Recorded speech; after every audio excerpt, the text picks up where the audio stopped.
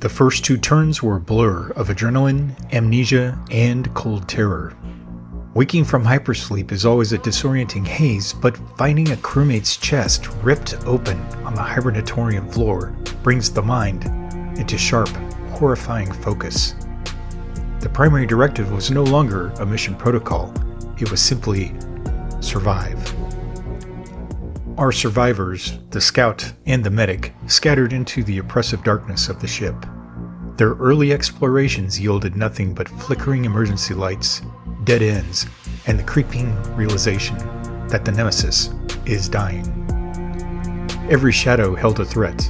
Every clatter of a wrench or hiss of a vent was a promise of violence. They learned quickly that they are not alone.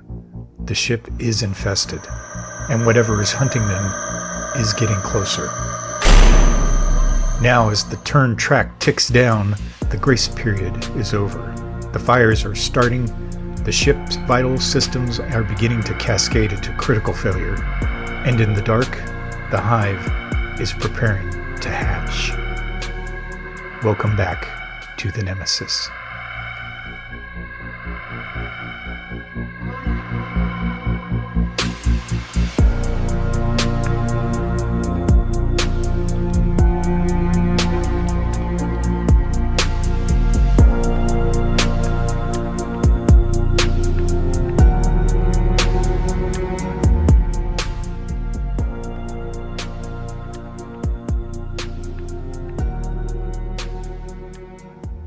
The air in the corridor is thick with a stench of ozone and whatever unearthly biology makes up the horror blocking the path.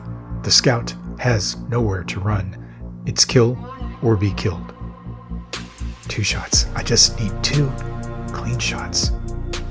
She raises her rifle, the heavy weapon humming as the energy charges cycle up with a high-pitched whine. She pulls the trigger. Twin bursts of searing light illuminate the darkness, striking the intruder dead center. The blasts tear into its carapace, leaving 2 massive, smoking wounds. But as the flash fades, the creature merely recoils and shrieks.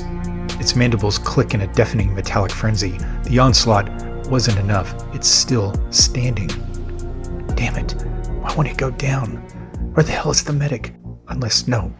She wouldn't leave me out here as bait, would she? If I survive this, we are going to have a serious conversation. But there is no time for grudges, and discretion is the better part of valor. Survival instincts take over. Knowing she can't win a battle of attrition, the scout shifts her tactics. She hefts her energy rifle, and then unleashes a blind wave of suppressive fire. The blinding flashes aren't meant to kill, just force the beast back into the shadows for a split second. It works. As the creature flinches, she throws herself through the nearest bulkhead. She spins around to assess her new surroundings. The glow of the terminal flickers through a heavy, suffocating haze. She squints through the gloom. It's the fire control system room. A control room, good. There's an intact supply crate in the corner, an active computer terminal. Wait, is it getting hotter? The irony is cruel and immediate. The fire control system room itself is ablaze. Flames lick up the walls and across the ceiling panels, turning the enclosed space into a roaring furnace. Coughing violently as the smoke thickens, the scout stumbles forward. She knows she can likely use the terminal to vent the atmosphere and extinguish the flames, but the controls are buried behind a wall of fire. Trapped in the inferno for a moment, the intense heat sears her skin, inflicting a painful, light wound. Battered, burned, and with an intruder somewhere behind her, the reality of the ship sets in. Time is rapidly ticking away.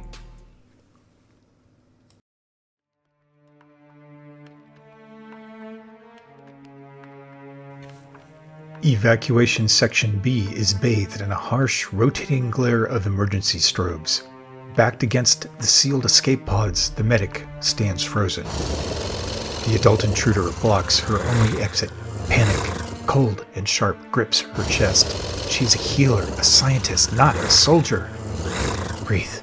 Just breathe. It can smell fear. Don't give it the satisfaction. I am not dying in this room. She tries to remain stoic, bracing for the end, when her shoulder bumps against a heavy, unforgiving weight slung across her back. The prototype shotgun. Experimental, unstable, and devastating. Without hesitating, she raises the experimental weapon and pulls the trigger. The blast is catastrophic. Shrapnel and superheated buckshot tear into the creature, dealing 3 massive wounds. But the horror of this organism defies logic. Despite the catastrophic damage, the beast doesn't fall. It screeches, reeling back, but remains fiercely anchored to the deck plates, ready to lunge. Why won't you just die? The stoicism shatters. In its place, a sudden blinding rage overtakes her. She didn't survive this long to be butchered now. With a guttural scream of her own, she pumps the shotgun a second time, loading the very last shell she has into the chamber. The second blast catches the intruder square in the center of its mass. The force of the prototype weapon throws the creature backward. It hits the floor, convulsing once before lying perfectly still. A smoking corpse is all that remains. Silence rushes back into the room, broken only by the medic's heavy breathing. She lowers the empty shotgun. Her hands are shaking violently, but a surge of dark empowerment courses through her veins. She killed it. She survived. Okay, I can do this. I really wish I had more ammo for this thing. She wipes a streak of grime from her face. She won the battle, but the victory is hollow. The firefight consumed all of her time and energy. She is no closer to sending the signal, and the rest of the ship remains a dark, unexplored mystery. She is safe for now, but on this ship, for now, is never long enough.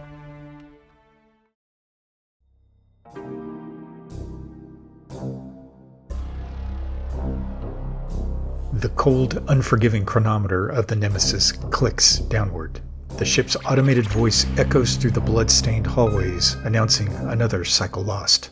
Time is a luxury the crew no longer possesses. 13 cycles become 12. Deep within the bowels of the ship, an instinctual trigger ripples through the intruder hive. It is a biological alarm. Eggs hatching. But the ship remains strangely quiet. The crew has yet to stumble upon the nest, and luckily none of the foul, gelatinous sacs have been discovered. Yet. The unseen threat slumbers in the dark, waiting for the right moment to burst forth. But the silence is a lie. In the surgery room, the very room the scout just narrowly escaped, the adult intruder thrashes in frustration. Denied its prey, the creature's blind aggression turns it towards the closed door. It lunges, a mass of chitin, claws, and fury.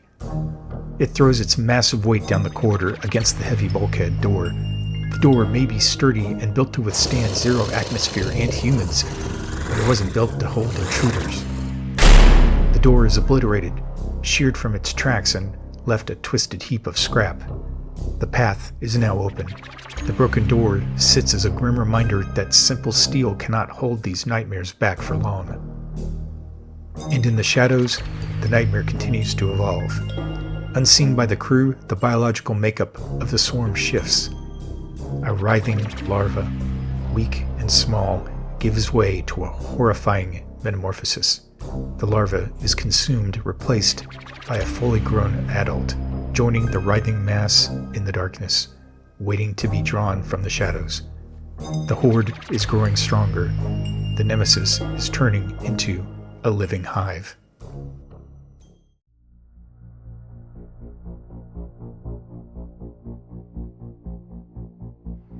The heat in the fire control system room is stifling, the air thick with acrid black smoke. Flames lick the walls, threatening to consume the vital machinery, and the scout along with it.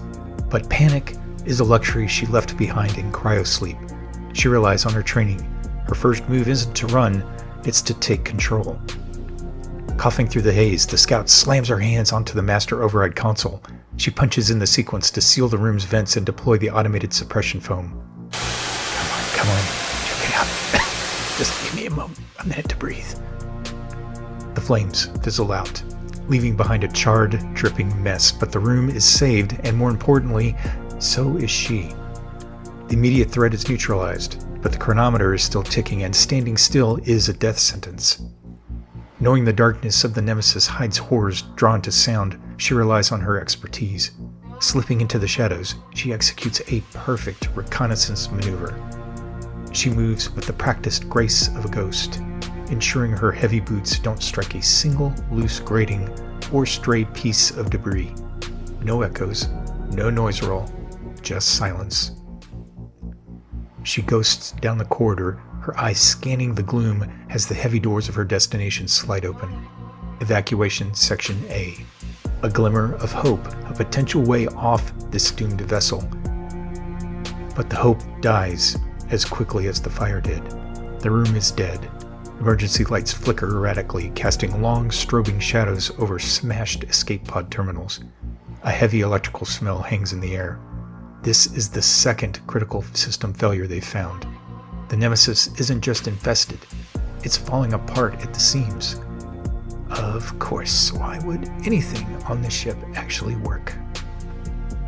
With the evacuation controls unresponsive, she presses herself against the cold bulkhead, taking cover in the flickering shadows. Her turn ends, but her survival is far from secured. The ship is dying, and the real nightmare is still out there, listening.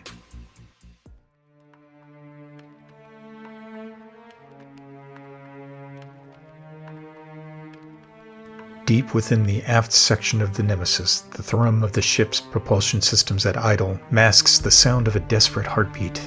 The medic pushes forward, her medical kit heavy against her side. She takes a standard advance into the Engine 1 control room, her eyes darting across the massive dormant thruster housings. She moves quickly through the treacherous environment.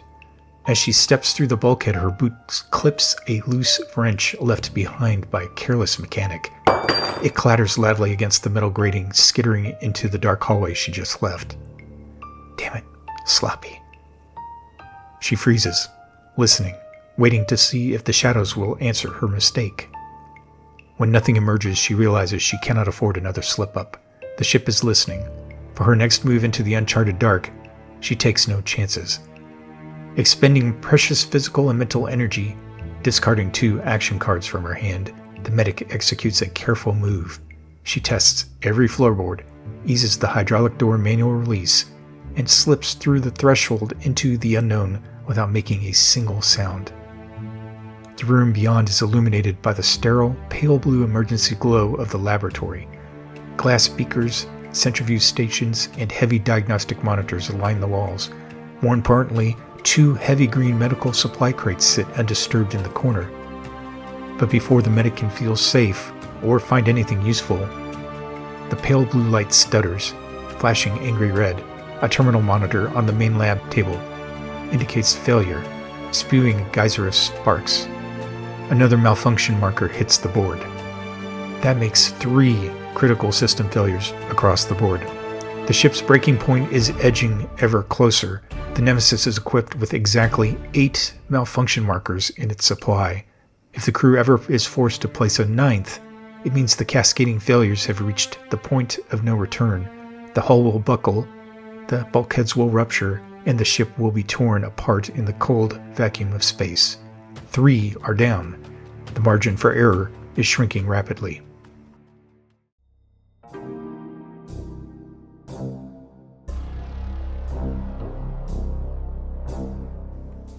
The automated ship clock tolls once again. The mechanical voice announces the transition to Cycle 11. Every cycle lost feels like a tightening noose.